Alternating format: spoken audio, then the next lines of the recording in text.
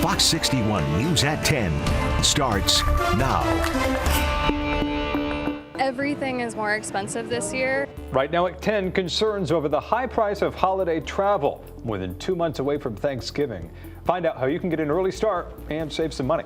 One Connecticut woman living in Ukraine through the Russian invasion is sharing her story tonight. We're going to hear her message and how she's helping elevate Ukrainian art. And a major travel alert for you tonight. If you take Amtrak, find out why the train company is suspending long-distance service and how the Northeast will be impacted.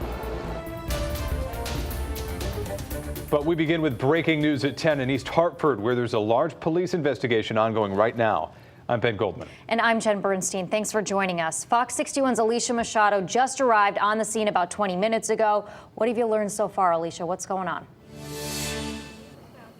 Hey, Ben, Jen, Justin, we're learning here near Park and Garden that one victim is dead after a shooting around this area. Right now, you can see behind me that this street is closed off. This is near Franklin Street and Park Street, closed off right now as police investigate this scene. The evidence truck out here now, as well as several officers. Police on scene tell me they got the call around 7:48 of shots fired. Police who arrived on scene found a victim near Park and Garden. They are working to identify that victim at this time, but we're told that individual suffered from multiple gunshot wounds. Again, just in one victim pronounced dead after a shooting near Park and Garden. East Hartford police are investigating this and working to put together more details. We're told CPR was performed on this victim and he was taken to the hospital, but that victim just didn't make it. As we get more details, we'll bring them to you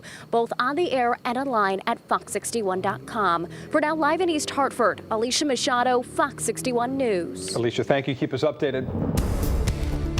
All right, we want to talk about your forecast right now. A beautiful day and night out there. Chief Meteorologist Rachel Frank joining us tonight. Hi, Rach. Hi. Yeah, still warm out there today, but we got rid of the humidity. It has been absolutely beautiful, and tomorrow is going to be even cooler. In fact, the high temperature will be pretty similar, if not a degree or two cooler than the current temperature is right now for the New Haven area in the mid-70s.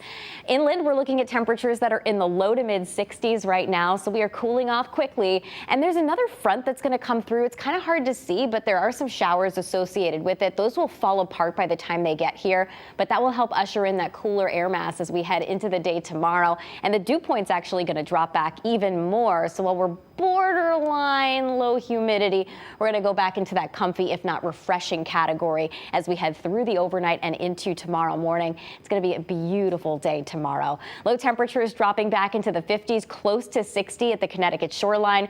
Heading through the day tomorrow, it's a beaut. Temperatures will be about 10 degrees cooler than they were this afternoon. Instead of highs near 80 degrees, we'll be closer to 70. It is dry and comfortable. Temperatures beginning in the 50s. Again, we're close to 70 in the afternoon with lots of sunshine. And then temperatures cool off quickly as we head into Thursday night. We could even see some 40s at the bus stop by Friday morning, but those cooler temperatures won't last. We'll take a look at the weekend forecast and time out the chance for rain coming up. Okay, Rachel, thank you. New at 10, a West Haven man is under arrest after investigators say he made several threats against the Bridgeport and Port Jefferson ferries. 31-year-old Trevin Fidd was arrested this afternoon. He's accused of making threats against both ferries this afternoon and earlier this month. Police say Fidd works for the company that runs the ferries, working in food services at the Bridgeport Ferry Terminal. He's being held on $500,000 bond. Well, the website InfoWars was the focus in Waterbury Superior Court today during the second day of the defamation trial for right-wing conspiracy theorist Alex Jones. It's the second trial for the InfoWars host for spending years calling the Sandy Hook Elementary School shooting a hoax. A judge will determine how much Jones owes the families of victims for spreading that lie. Coming up a bit later in the hour at 10:30, our Matt Karen shows us what happened inside court today. And new details tonight. State police say one person has died after being shot on the highway this morning down in Darien. Police say they received a call just before 4 a.m. that a car near Maple Street and Norriton Avenue had 3 gunshot victims inside. Officers believe the car was traveling on I-95 South between Bridgeport and Darien when another vehicle came alongside it and began to fire. One of those victims died at the hospital. A second was rushed to the hospital and is in stable condition tonight. The other did not need medical treatment.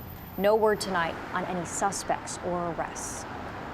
Well, new from Ukraine tonight, President Volodymyr Zelensky visiting the city of Kharkiv today. That city only recently was liberated by Ukrainian forces after it was under Russian occupation for months. President Zelensky's calling for restoration efforts to begin in the northeast portion of the city after having spent the day inspecting just how much damage had been done during the occupation. Well, new tonight, we're hearing from a Manchester woman who's lived in Ukraine for the last 17 years, even as the war with Russia began. She's been helping on the front lines, and she's been sharing her story back here in Connecticut. Fox 61's Gabby Molina spoke with her today. She joins us live in studio right now. Gabby, what did she do when the Russian invasion began? Well, she stayed put. She says that Ukraine is her home and she did not want to leave it behind. She has a really remarkable story here. Larissa Babi left Kyiv when the war began, moving further west for safety, but she says that immediately she began looking for ways to help and has been doing so for the last 6 months. Growing up in Connecticut, Larissa Babi always felt a strong connection to her Ukrainian roots. I grew up going to Ukrainian Saturday school and doing Ukrainian folk dancing and really immersed in the culture and the Ukrainian language. So when she was 25 years old, she made the trip to Ukraine. 1 year turned to 2, and then 3. And before she knew it, 17 years later, she now calls Ukraine home. A home she wasn't willing to leave behind when the war with Russia began. Somehow my heart is just very tied to Ukraine. Its land, its people, it's a very visceral thing. And it's like I need to be there. Choosing instead to help in any way she could, like so many others are doing. The vast majority of people who are in Ukraine right now are fighting to defend Ukraine and to get Russian occupying forces out of our country for good.